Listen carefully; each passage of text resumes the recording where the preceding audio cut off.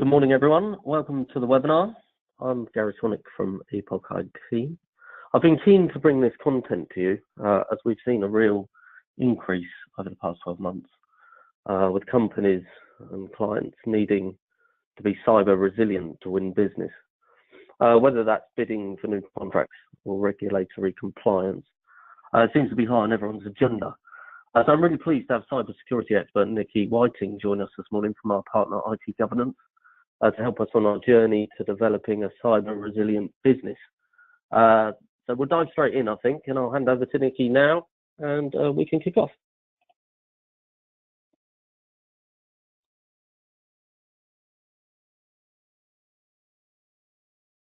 Thank you, Gary. Good morning, everybody. As Gary said, we work closely with Epoch. My name's Nicky Whiting. Let's kick off this presentation. Just to give you a quick introduction about myself. I'm a sector consultancy manager at IT Governance, so I look after a number of different areas of the business in terms of consultancy, including management system consultants, cybersecurity consultants, and privacy consultants. So cover quite a broad area, which is relevant to what we're talking about today, because cyber resilience touches on all of these things. I would like to apologise, by the way, for my rather squeaky voice. I've got a bit of a sore throat. So if you hear me munching on anything during this session, apologies, it's me. Keep taking the Strepsil so that I don't lose my voice before the end of the webinar. Okay, that's enough about me. So today what we're going to do is we're just going to talk about what cyber resilience is and why it's important to your business. And as Gary said, there's been lots of interest really in the last year, and it's beginning to snowball now. I think particularly because we've got more drivers now coming down the line, things like GDPR, for instance, the NIST directive. They are regulatory requirements which are driving the need to be cyber resilient. So we'll look at some of the issues around cyber resilience, and we'll look at some of the models and how, as a business, you can go through a sort of series of steps to help yourselves become more resilient. And you know, there are various standards that you can use as frameworks for this. And finally, we'll have just a quick touch on governance and the importance of governance within cyber resilience. It's an essential element. I mean, it's an essential element of all information security and cyber security, but it's also key for cyber resilience. So, just some definitions, really. Key thing is, with resilience, we're looking at not just being able to deal with an incident, but be able to function as a business. Lots of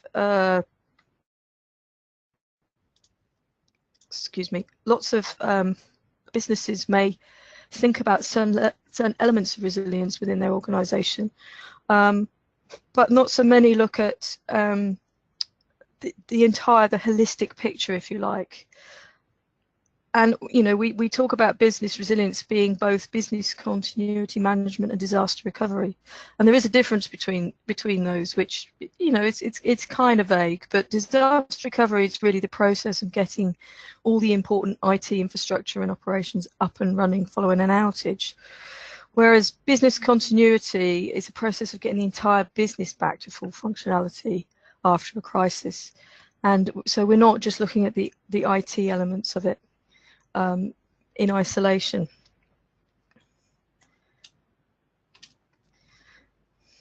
And cyber resilience, again, is a subset really of business resilience. It's that ability to be able to repel attacks, but also to deal with attacks that we can't necessarily repel, because there is no system in the world that we can guarantee will always be able to repel all attacks. We've got new attacks coming at us all the time, and whilst we've got firewalls and virus checkers and various other technical controls that we can implement, we can't stop everything. There'll always be something that gets through. So some more definitions, really.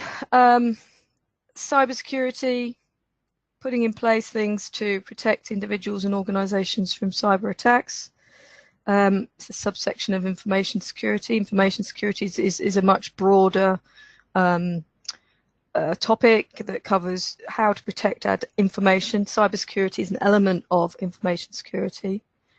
And as we've already said, cyber resilience is looking at business continuity management and defending against cyber attacks, but also making sure that you can survive an attack. And this is just a little quote that came out of the Accenture State of Cyber Resilience survey. And it's a really important point, because I think one of the biggest impacts on organizations that aren't cyber resilient is the impact to their reputation. How can you as an organization actually, stand up and say we're a competent organization when, something happens and the whole thing just falls apart? And we've seen this, we see it in the press regularly with organizations that perhaps haven't got their resilience quite right. So why is it important? As I said, we've always got that situation where we're going to have cyber attacks that we can't defend against. And this is just some statistics from the Department of Culture, Media and Sport 2018 Cybersecurity Breaches Survey, which gives you some indication of, in the last 12 months, what kind of the volume of attacks has been. And you can see across different sizes of business, different sectors of businesses, that there is a significant amount of attacks and breaches happening in our organizations. It's not something that we can ignore, and it's not something that any organization can say, oh well, it won't apply to us, we won't be attacked because we're not important enough, or we're not a target. That is just not the case. Even small businesses are a target for the very reason that they're a small business, and therefore they're less likely to spend money on cybersecurity and protecting their organizations. And the impacts, again, on small businesses can be even more significant, because they're less likely to have business continuity management, and therefore small businesses that suffer from breaches can very often fail. And this just gives you some perspective on the threat landscape that we're looking at. There's so many different things going on out there that organizations are facing every day. And therefore we need to be thinking about how can we protect ourselves against these. And if they do get through, can we cope? Can we continue to run our business? And again, another output from the DCMS survey, just looking at what actually are the most significant attacks that we're seeing. So fraudulent emails can have a significant impact on the business. So phishing, whaling attacks, ransomware, we've seen in the press some of the impacts of that on organizations. Any one of these could affect your business. And while some are becoming more frequent and others becoming less frequent as we build controls to protect ourselves against them, we have to make sure that we are prepared. The impacts on organizations are quite significant. I mean, we all think about fines, particularly in recent months with the launch of GDPR. Everybody knows about the very high levels of fines, but there's also legal actions. People have the ability now to take organizations to court and claim compensation. It may be that if you have some kind of cyber attack or breach, you may have to undertake some form of forensic investigation. That is not cheap if you don't have the resource in-house. If your business is down, you could be losing revenue. You could be losing revenue anyway, because if people don't feel safe using you as an organization following a breach, your customer base may shrink. You might need to have additional people and systems to recover.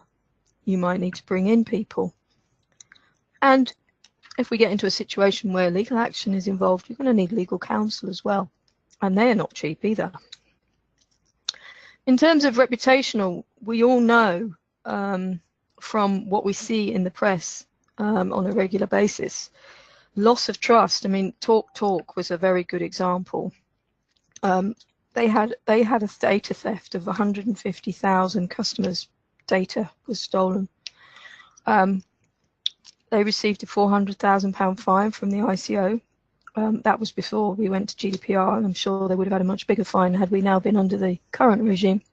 Their share price dropped by 11%. And they estimated that they lost somewhere in the region of 100,000 customers as a result of that breach. And they estimated that the total cost of that breach was £80 million. That's a significant impact. And also for companies that are looking to achieve investor funding, increasingly investors are not just looking at whether you've had breaches, but they're also looking at what your cyber strategy is. Have you got one? And that can be part of their due diligence.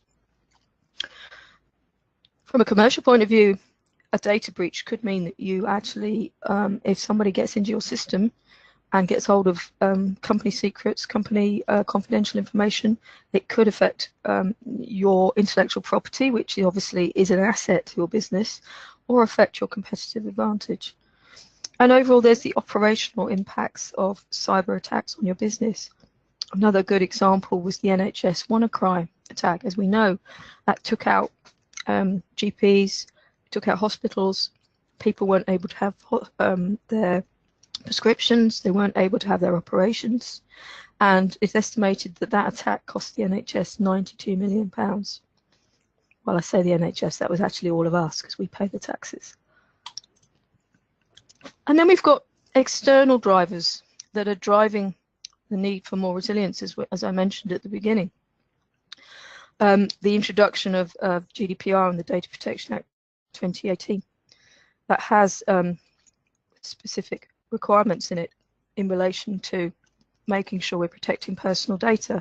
Article 5, Principle 6 specifically mentions securing personal data and protecting against unauthorized and lawful processing.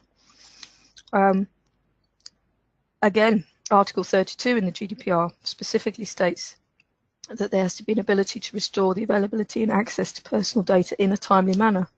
So again, we're talking about cyber resilience and business continuity. Again, we've got the NIST directive, which is the directive on the security of networks and information systems, which applies to operators of essential services and digital service providers.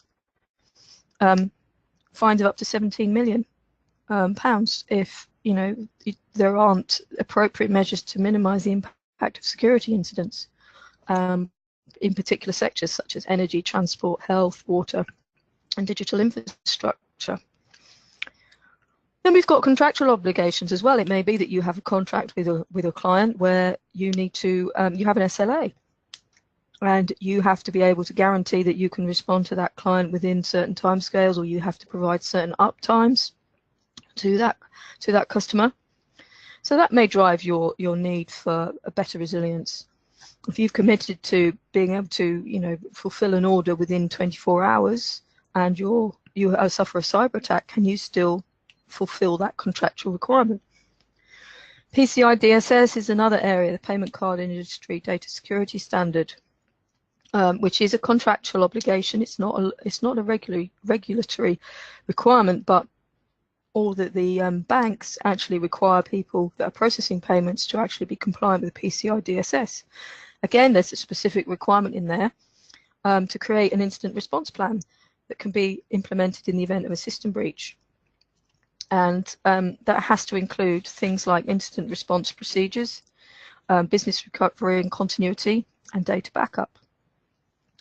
And then we've got more of the commercial drivers in things like tendering and contract bids. It may be a requirement if you're tendering for a piece of work that you have to demonstrate that you have got suitable levels of cyber resilience and business continuity in place before they'll even consider you as an organisation. And increasingly we see this with organisations. They get these long questionnaires come in asking about all aspects of information security and cyber security, and there are big sections on there in relation to what's your business continuity plan, have you got one, etc., etc. So there's lots of things driving this and forcing businesses down this route. So some of the key points really In terms of making sure that cyber resilience works in your organization, I think the most important thing is preparation.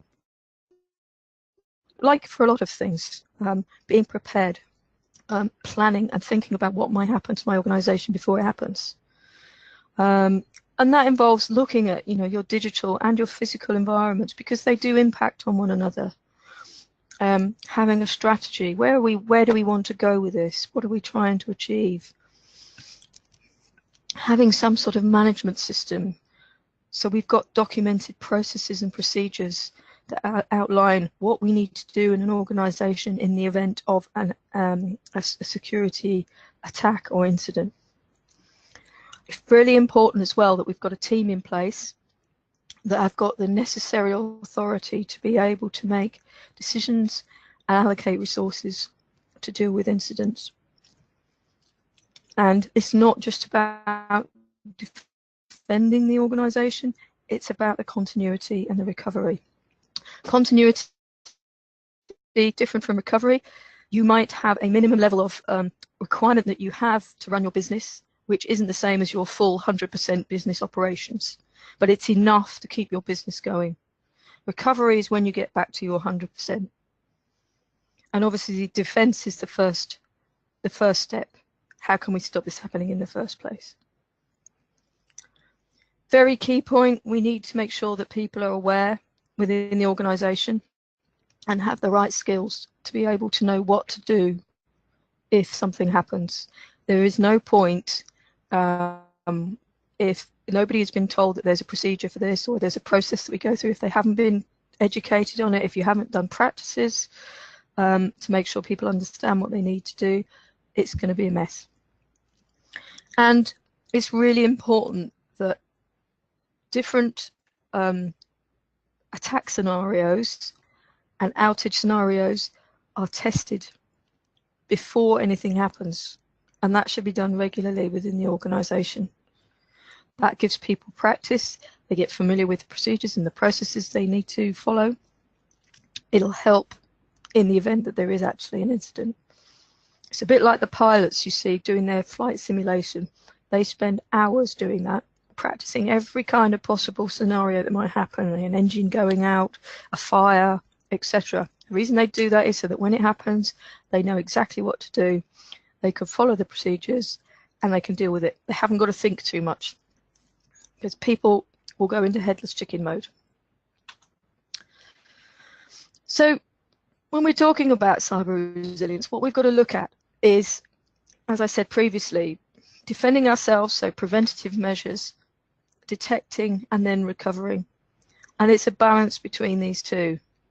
So looking at how we can put in place controls to safeguard the organization from incidents happening, so that those controls can be anything from a technical control, so something like, for instance, a firewall, some antivirus or something like that. But it can also be policies, procedures. So it could be related to how people behave and what they do. On the other side of the fence, we need to make sure that if they get through that first barrier, that defense, that we've got the necessary tools and controls in place to detect that there's been an incident and to know what to do and how to recover. The whole thing is needed to be able to have that level of cyber resilience.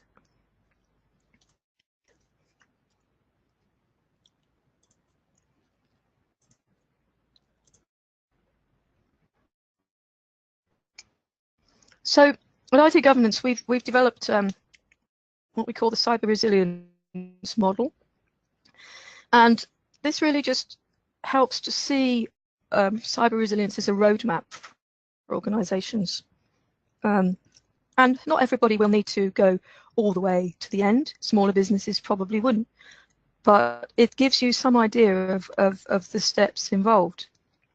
So step one is, in your organization, obviously critical that you comply with any legal and regulatory obligations, contractual obligations as well, that you may have So as I said earlier, things like GDPR, PCI DSS, NIS.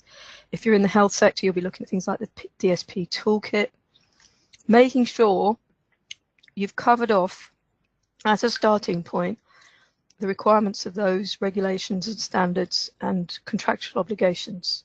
And as I said, within all of those, there are requirements in terms of business continuity, cybersecurity. Then as we move up to the next level, we might look at something like additional controls that we can put in place that will help us to improve the protection a bit more. So Cyber Essentials is, as you may know, a government-backed scheme that helps to give organizations a level of reassurance about their cybersecurity through implementing a series of controls which it's estimated will protect against 80% of known cyber attacks. And then we've got things like penetration testing. Are we actually looking at the vulnerabilities in our own system regularly, checking to make sure that we are protected? Now, if you go down the Cyber Essentials route, particularly Cyber Essentials Plus, that is part of that exercise.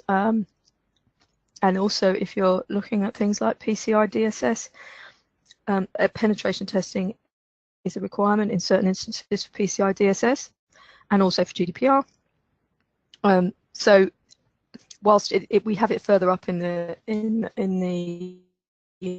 steps process, it will actually be required at a regulatory level as well. And then we can go a bit further in terms of beginning to put in a baseline of security.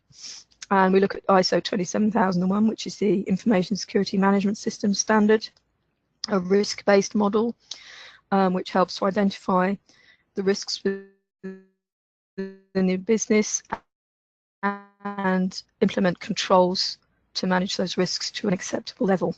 And that acceptable level is defined by the organization. You've got alternatives such as the NIST, which is the National Institute of Standards Technology Cybersecurity Framework, CSF, which is a set of standards and guidelines of best practices to manage cybersecurity related risk. So very similar, but just a different framework, if you like.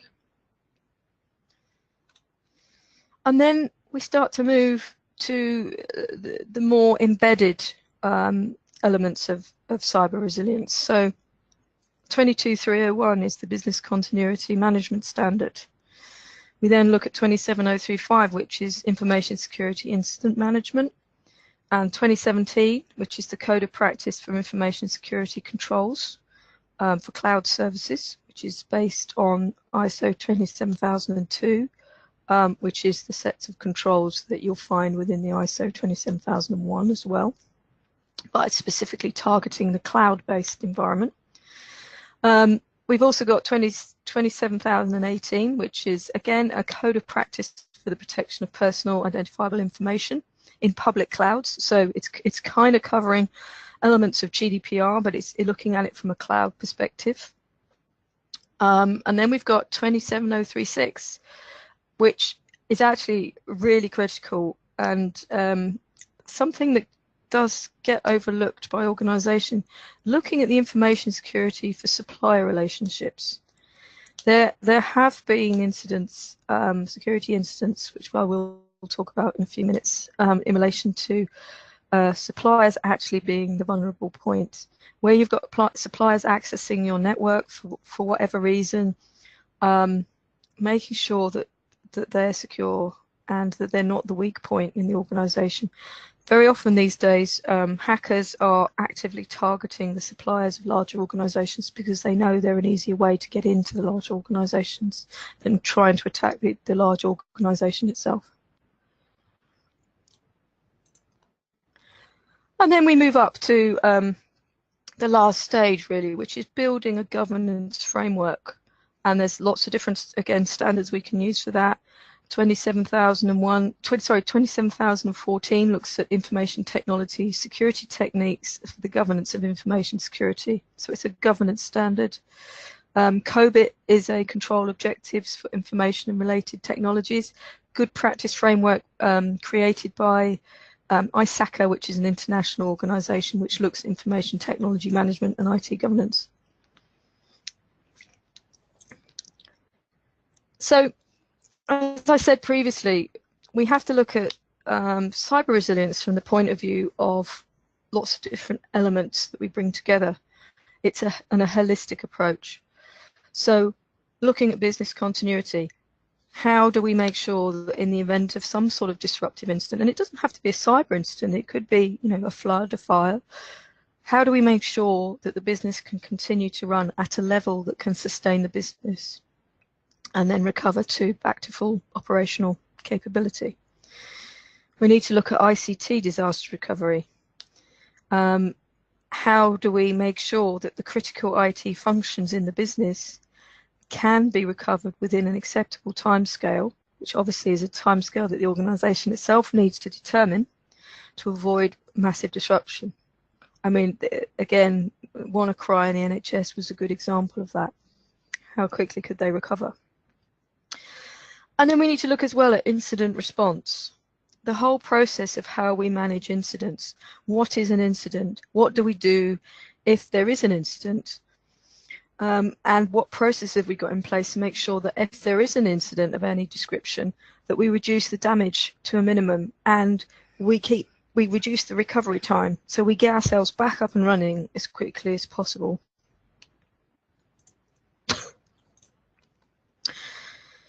And as I said to you previously, as we move up the cyber resilience model, when we get to things like 27001, we are really looking at business risk.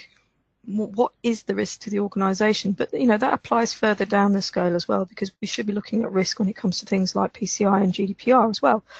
It's a critical part of any cyber resilience model to make sure we're looking at risks. So in terms of traditional business risks, we've traditionally looked at high impact, low likelihood events. So things like terrorist attacks, pandemics, power failures, etc. But things are changing, and attacks now are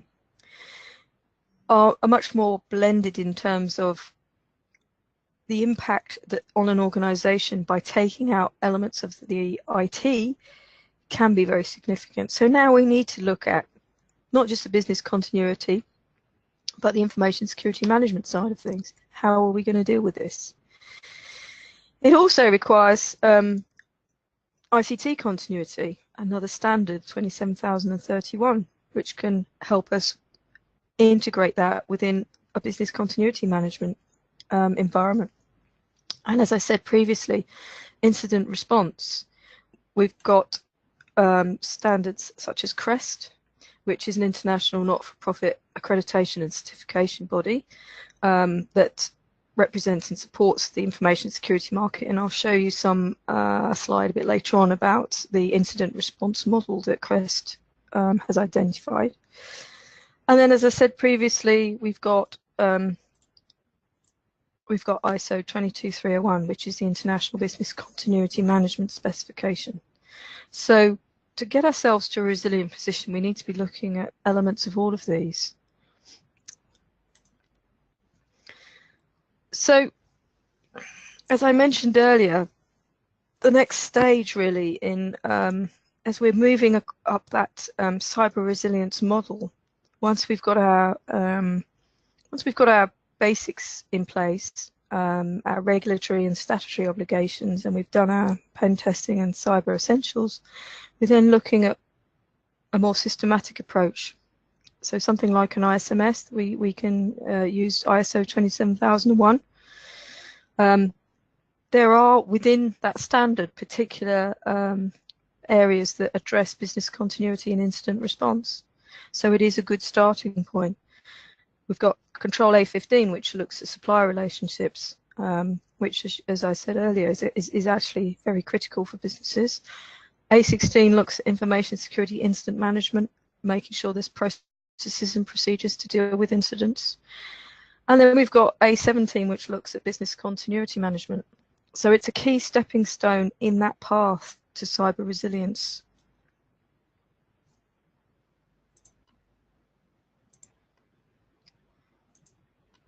So what happens once we've got beyond the baseline, where we've met all the requirements? We've got an information security management system, which we can use to support our ongoing cyber resilience model. Then we need to build in the further resilience by integrating other standards and making sure we've got the governance in place. Not all of these standards will be relevant to all organizations, and there's no necessary requirement to actually get certification with some of these standards, but the best practice approach can be useful to organizations in helping them making sure they've addressed and built resilient systems and processes. So 22301, again, risk-based approach to business continuity management, looking at what the impact would be on the organization of disruption, balancing risk assessment and risk acceptance, what's the business willing to put up with, and also looking at the cost in terms of return on investment. Because we can't just decide, well, we're going to make our business the most resilient business in the world, but it's going to cost us millions of pounds, but we can't afford to do that. It has to be cost effective, and it has to be realistic. So making sure we've got working practices that support the business goals. What are we trying to achieve? How do we implement working practices that are resilient, that give us that business continuity, but at the same don't hinder the business? How do we make sure that key products and services are able to be maintained through any kind of disruption? So what are our critical systems? What do we need to have up and running? So how do we protect them? And this in itself, you know, getting something like a 22301 certification does actually help organizations, as I said right at the beginning, when we're looking at things like tenders, going out for business. Very often, if you've got certifications, you can demonstrate you've got that. That can help with your reputation and can also help win business.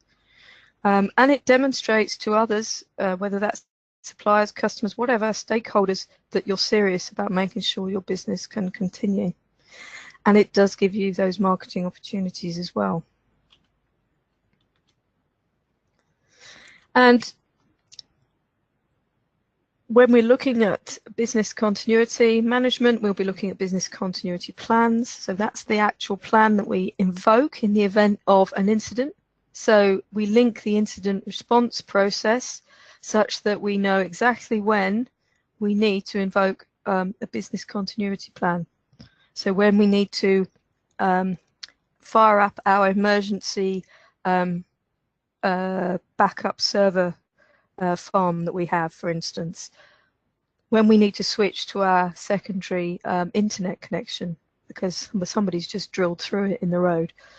Those sorts of things help us to build that that cyber resilience. So I mentioned earlier about CREST, and CREST gives us a model for cyber incident response, which looks at several different elements of how we can improve our cyber incident response. First of all, preparation, and as I said to you, that is key to everything we're talking about today. Thinking about things before they happen. So identifying what's critical to the business, doing threat analysis, making sure that you're doing rehearsals and actually looking at realistic potential scenarios of what might happen. So that's all about risk assessing the business.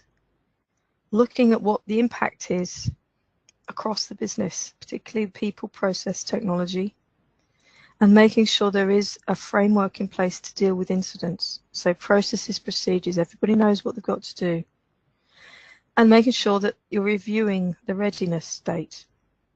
And reviewing is really important because over time things change. So it's not something you do once. What do we do when an incident happens? How do we identify that we've had an incident?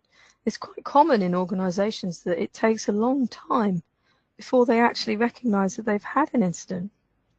And that you know, is potentially a problem, and we need to be even more aware of recognizing that incidents and data breaches, etc., have happened, because we've got regulations like the GDPR and the NIS, where you've got 72 hours once you've become aware to notify the authorities.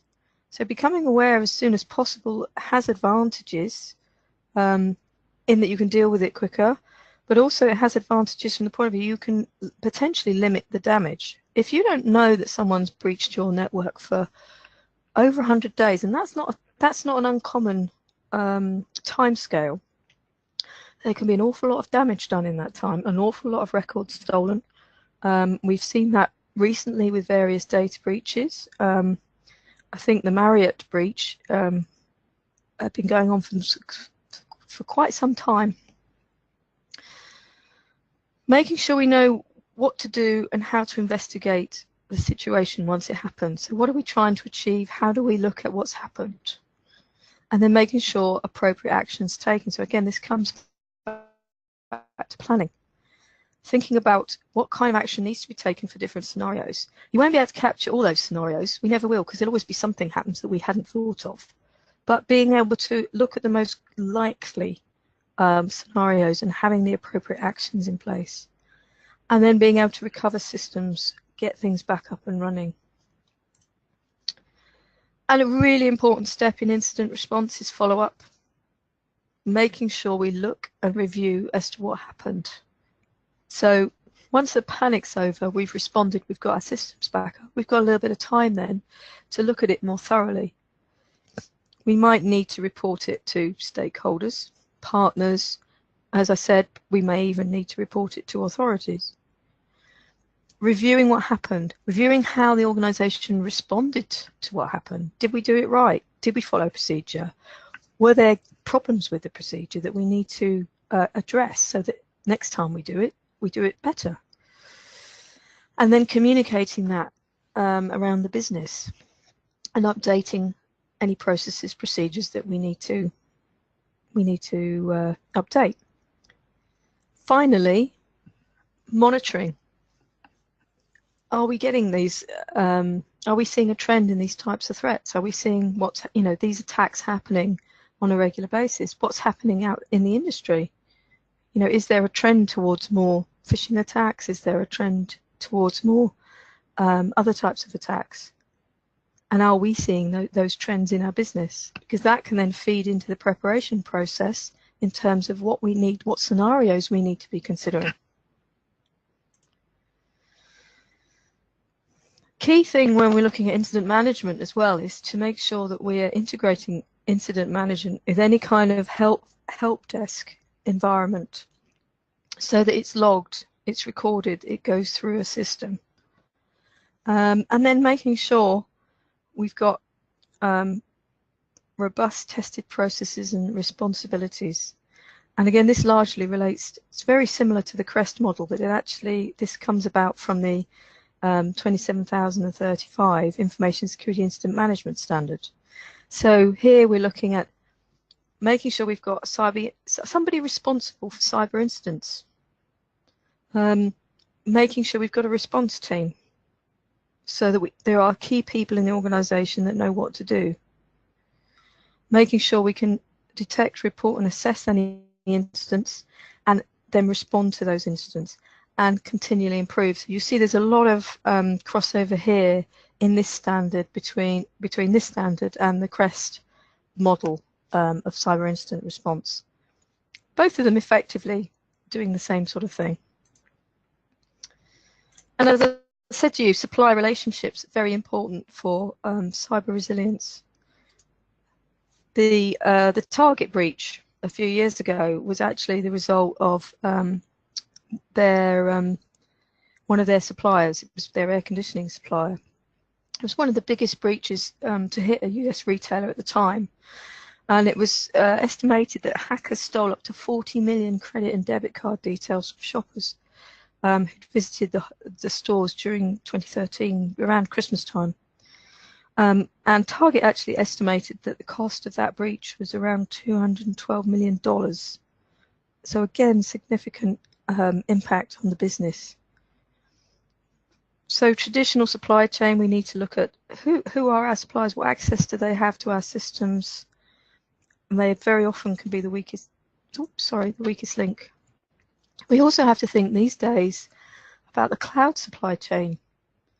More and more organizations are moving into the cloud. What's the impact of that on your cyber resilience? Thinking about where your cloud providers are, what resilience have they got? Do they meet any standards? You know, are they following ISO 27017 or 27018 in making sure they've got appropriate controls in place to manage their system? Do they have BS 22301 for business continuity management? So what happens if their data center goes out? We need to be thinking about them as we rely more and more on software as a service, platform as a service, infrastructure as a service. Very often now we've got companies that rely totally on a cloud-based model for their IT infrastructure. So thinking about the need to make sure those suppliers are secure and can offer the resilience that the business needs is critical. Very often companies use cloud suppliers as a way of providing resilience that they couldn't provide necessarily in-house. And that is a great thing, because one of the great things about, you know, if you use cloud services like Office 365, you can access it from anywhere. But we do need to make sure that if we are using cloud services, that we do some due diligence on those suppliers.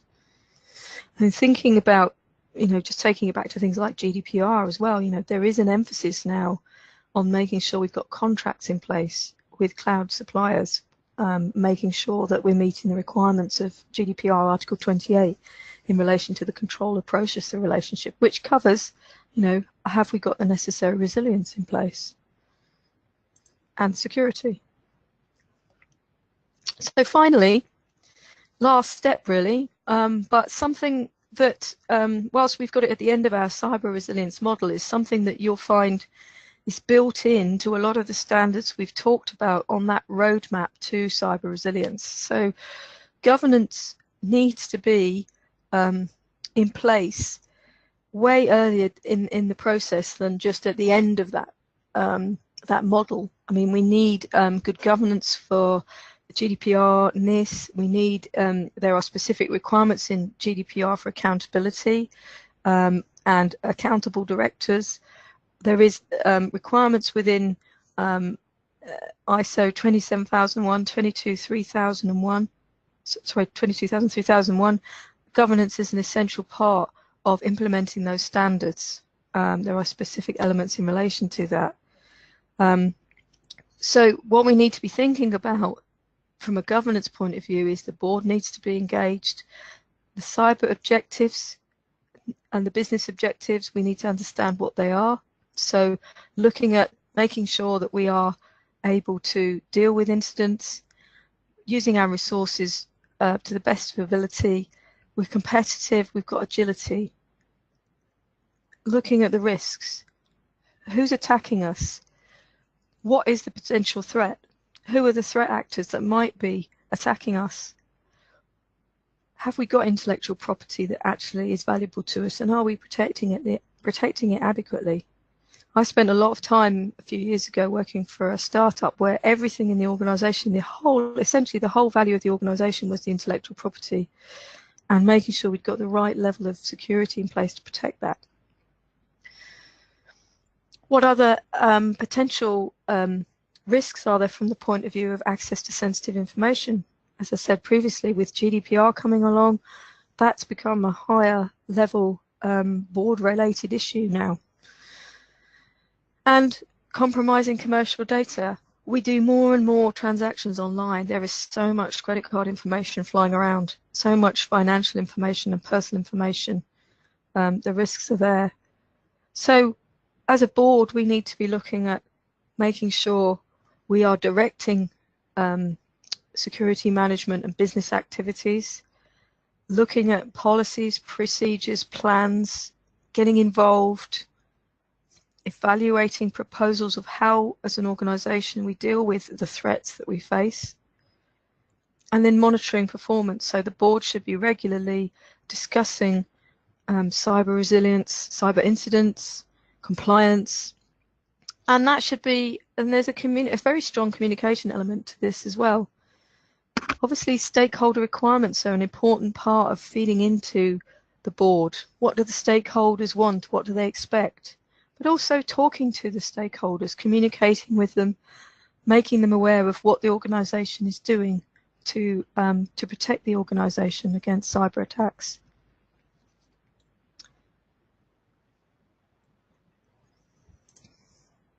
That's my presentation. I've managed to squeak at you for 3/4 of an hour nearly.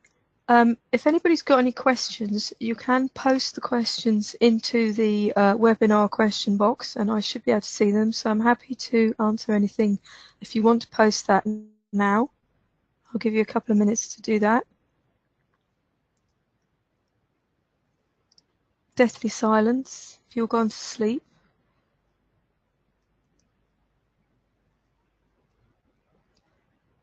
In that case, I'm going to hand back to Gary for the last section, and just like to say thank you, Gary, for the opportunity to present with you today. I'll pass you over now. Thanks, Nicky.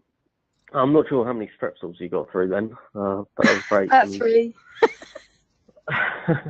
And very relevant to us all.